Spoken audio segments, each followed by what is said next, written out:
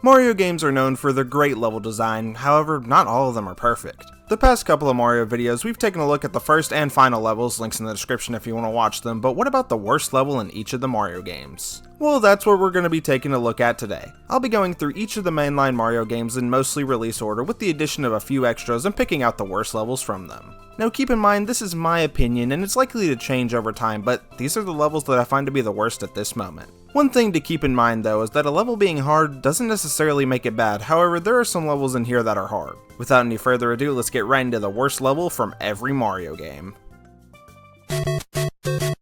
We're starting out the video, of course, with the original Super Mario Bros. While it is one of the most important games of all time, a lot of the levels don't hold up that well. For the worst level, I decided to pick a pretty infamously frustrating one, being 8-3. This level has tons of Hammer Bros in it, and in Super Mario Bros. 1, they're by far the most annoying enemy in the game, as long as you don't have a Fire Flower. About 80% of the level is just you fighting Hammer Bros, and believe it or not, it's not that fun. There's definitely a couple of other contenders for the worst level, like pretty much all the water levels, but 8-3 is one that haunts my nightmares.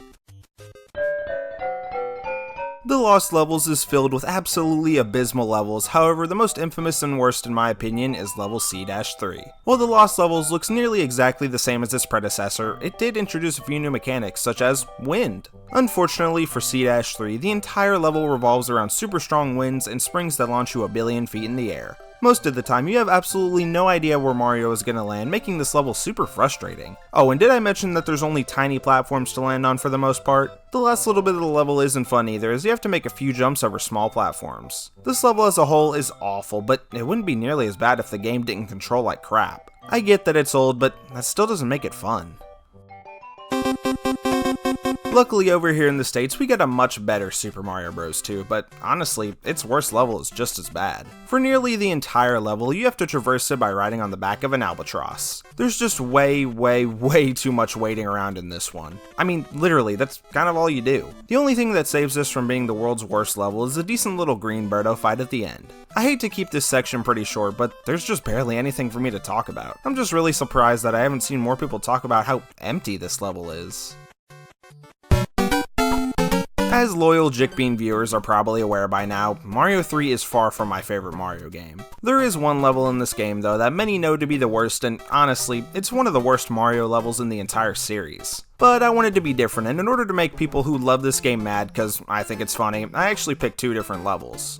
But first, you guys know I'm just playing up the bit, right? I don't really think it's that awful of a game. I still do have two levels that I want to talk about though. We'll start with the slightly better one being 6-5. What makes this level blow is that it goes in an infinite loop until you find the right pathway. What sucks though is that the right pathway is up in the ceiling area and you need to bring a Koopa shell up there. It's not the worst thing ever if you know exactly where to go, but that doesn't necessarily make it a good level. Luckily, if you do get hit and lose the super leaf that you need, there's a pipe taking you to a block with another one. The level also wouldn't nearly be as bad if it didn't have a time limit, but at least 6-5 has a normal time limit because the actual worst level in Super Mario Bros. 3 World 7 Fortress 1 has 200 instead of the normal 300 seconds. This is honestly one of the most Mario Maker-like levels that I've ever seen in a Mario game. What you're supposed to do is break a bunch of blocks in the main room until you find a P-switch. Once you do that, a door will appear taking you to a room with two pipes. If you go down the one facing up, you'll be taken to a room where you can get a Tanuki suit. Now with the Tanuki suit, we can go through another pipe and a door taking us to a pretty big room.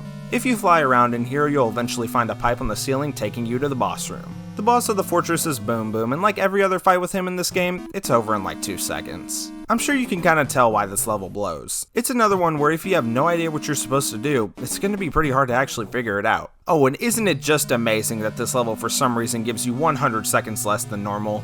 Shame on you, Mario 3. Shame on you. Super Mario Land didn't really have a level that stood out to me as the worst, and that's probably because there's only 12 of them. Out of those 12, to me, 3-3 is probably the worst. It's a very tightly packed level with some pretty difficult jumps to make given how the game controls, and there's about every kind of enemy found in Mario Land in this one level. Eventually, you'll make it to the boss of the level being this guy. I have no idea how to pronounce this, so sorry. He'll throw boulders at you, and you can either use them to get over to him, or you can use the Super Ball Flower if you got it to beat him. This level as a whole can just be super frustrating at times. I wish Nintendo would remake every 2D Mario game from the original all the way up to Mario Land 2 in one big all-star collection. I think it would make a lot of these older games not have awful levels due to how they control.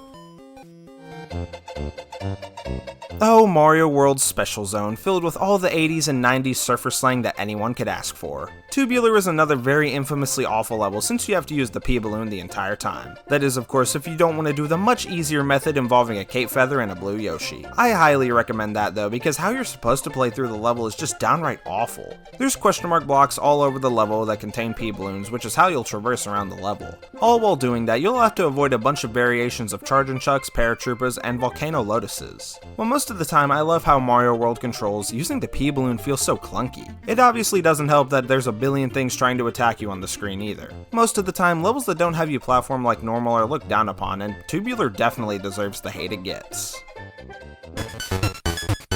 Super Mario Land 2 is probably one of the games that I want to be remade the most. I love so much about it, but it can definitely be a pain to play sometimes. Take Space Zone Stage 2 for example. I mean, it's an auto-scroller, which kinda automatically makes it 20 times worse, and these angry stars scattered throughout the level are pretty annoying to avoid. And when I mean annoying, I mean super annoying. With how big everything on the screen is, Mario's hitbox gets a little wonky sometimes. Speaking of wonky hitboxes, at the end of the level, you get to fight Tatanga, who of course was the final boss of the first Super Mario Land game. You have to jump on his head, but the way he moves makes his hitbox weird, alongside his attacks feeling wonky too. The level is also pretty long for Mario Land 2 standards, but I mean, it's not really fun. Had this level been a lot shorter, it could have maybe had a decent little challenge to it. Oh, who am I kidding? This level's just not good.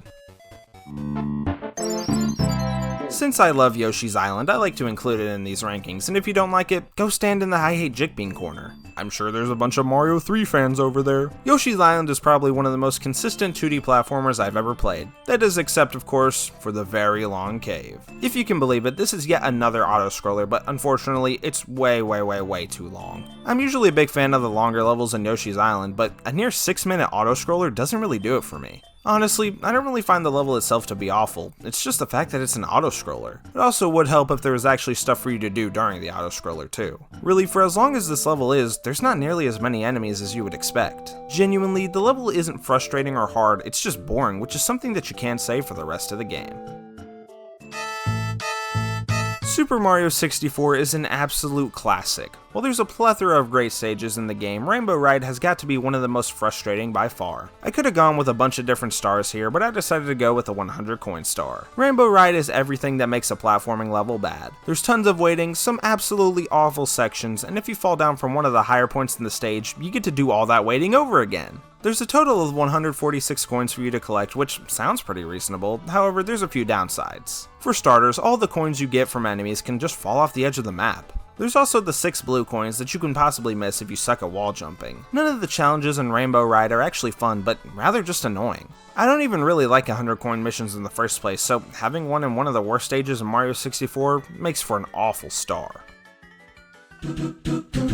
Super Mario Sunshine is the most divisive Mario game in the franchise. I personally sit on the side that loves this game, but I'm more than willing to admit that a bunch of the levels in it blow. I originally thought about just including all the blue coin shines here, but that kinda feels like cheating, so instead, let's talk about that stupid pachinko machine. When anyone talks about horrible Mario levels, this one is always talked about. You have to collect 8 red coins in the pachinko machine. It wouldn't nearly be as bad of a level if it was actually designed well. It feels like you're being pulled towards the center of the stage at all times, making it super hard to get some of the red coins on the outer ends of the structure. Not even Flood can save this level from being absolutely abysmal. There's definitely a few other options for the worst level in Super Mario Sunshine, but the pachinko machine will always take the cake in my book.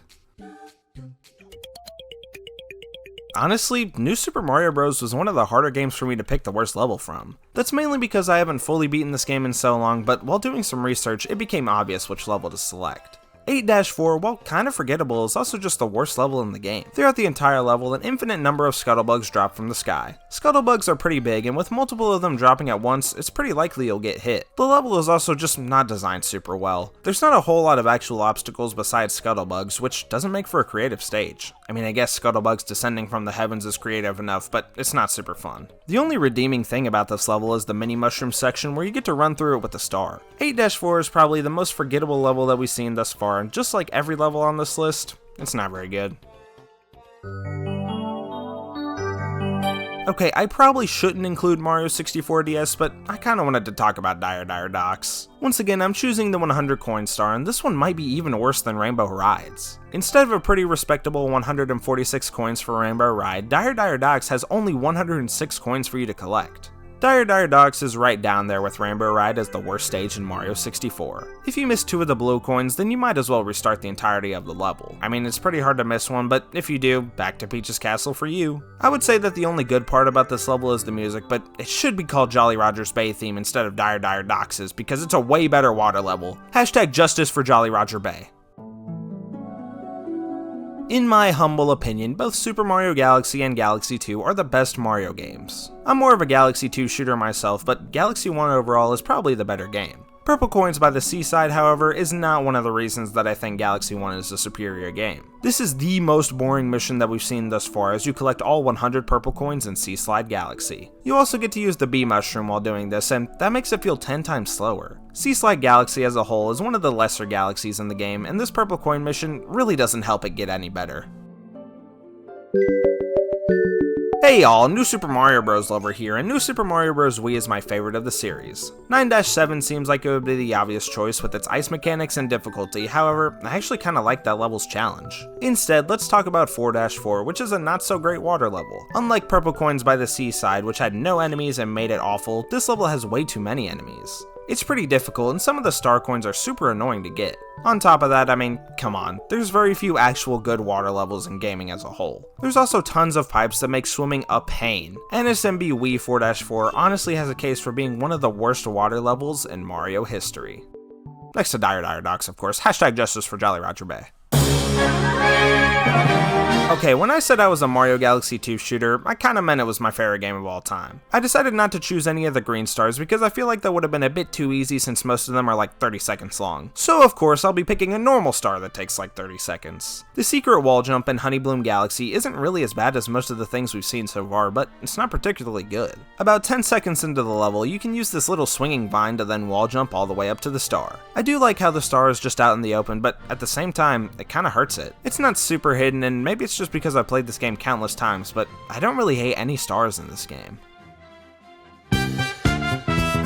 Super Mario 3D Land is way too forgotten. I remember when I first got my 3DS, it was the game that came with it. I had such a blast with it and had so many great memories with the game. However, there are just a couple of levels that grind my gears. Take level Special 2-1 for example. It's an auto-scroller, shocker, and what makes it worse is that it's very vertically based. It also just feels like you're repeating the same thing over and over again here. This is another one of those levels that I don't really find to be difficult, but just annoying to go through.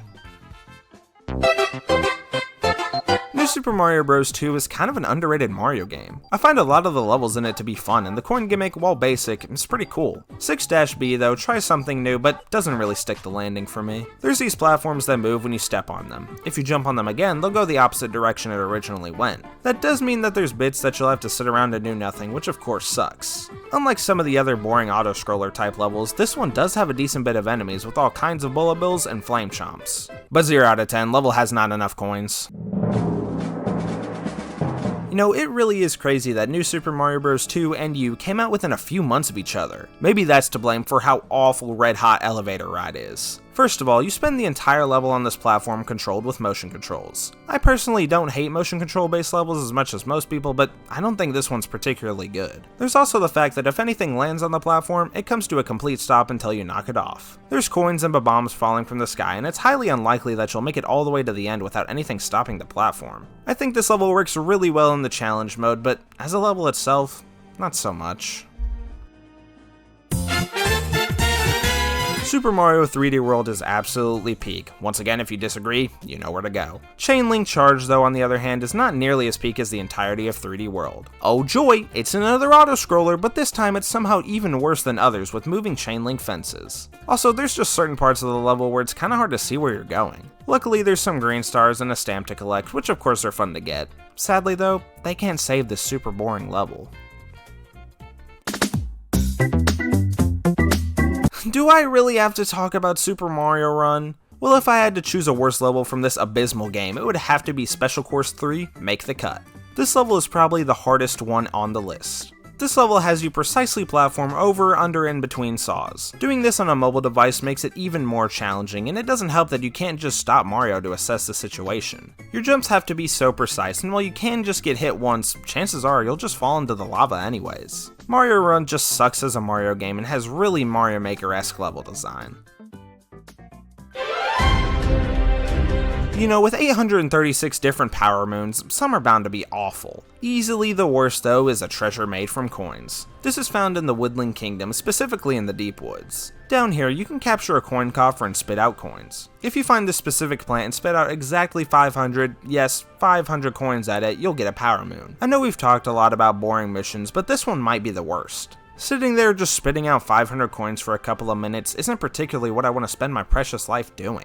Spitting out 500 coins takes so long. Like, why couldn't they have just made it 50 instead? But where is Mario Maker 1 and 3DS, you may ask? Well, I didn't really feel like talking about Mario Maker 3DS again, and Mario Maker 1 doesn't really have anything for me to choose from. Underground coin collecting is yet another boring slog of a level. You have to collect 30 coins down here, which can be found in these 4 rooms. In each of the rooms, there's different enemies to avoid and some clear pipes that you can use to nab some coins. The level is just tedious with no fun challenges that some of the story mode levels actually do have.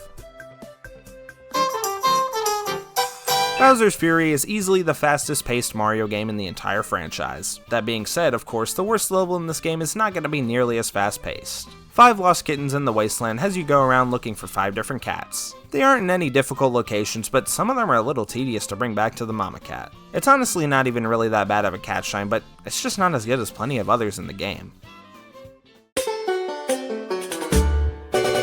And finally, we've arrived at Super Mario Wonder. I didn't want to include any of the break time levels, search parties, KO arenas, you know, anything that doesn't really feel like a traditional Mario level. With those rules in place, I immediately knew which level would be the worst. The Sugar Star Trial across the night sky has never been my favorite. The wonder effects in Mario Wonder are for the most part really fun, but this one, not so much. All it does is rain superstars from the sky, and it does that for the entire level. So yeah, this level has next to no challenge, and even if for some reason you don't want to use the wonder effect, the level without it isn't really that great either. If we're just including normal levels from the game, then it's easily the worst one. And there you have it, there's the worst level from every Mario game. I'm not sure if I'll do a best levels in every Mario game video next week, but I'll definitely do it at some point. We're super close to 1,000 subscribers, and I'd really like to do something special surrounding it, so if you guys have any ideas for one, then let me know. Also, if you made it this far, why not subscribe? You clearly either really liked the video or just had to see my awful opinions, and it would really help me out. Of course though, I gotta give a shout out to the one and only Jickbean loyalist, Alice in Elden Ring. Alright, that's gonna do it for me. Have a phenomenal rest of your day, and we'll be seeing ya.